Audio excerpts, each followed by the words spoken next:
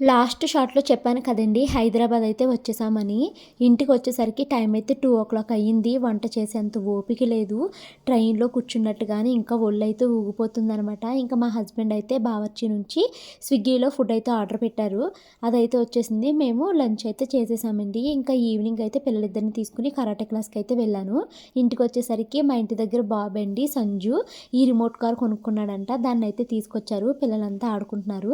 ఈ కార్‌నైతే నా మీదకి ఎలా గిట్టుతున్నాడండి. నాకెంత భయమేసిందో. అది బొమ్మే అయినా కూడా ఏదైనా ఒకటి మనని టార్గెట్ చేసి అది మన మీదకొస్తుంది అంటే భయమేస్తుంది కదా! అలా అనమాట. పండక్కి ఊరు వెళ్తున్నాను కదా! పిల్లల్ని అందంగా రెడీ చేయాలనేసి చాలా వస్తువులు బ్యాగ్‌లో పెట్టుకున్నానండి. కానీ పండగంతా హాస్పిటల్‌లోనే అయిపోయింది. ఇంకా తీసుకొచ్చిన బ్యాగ్ మొత్తాన్ని నేను సర్దేసుకొని ఇల్లంతా క్లీన్ చేసేసుకున్నాను.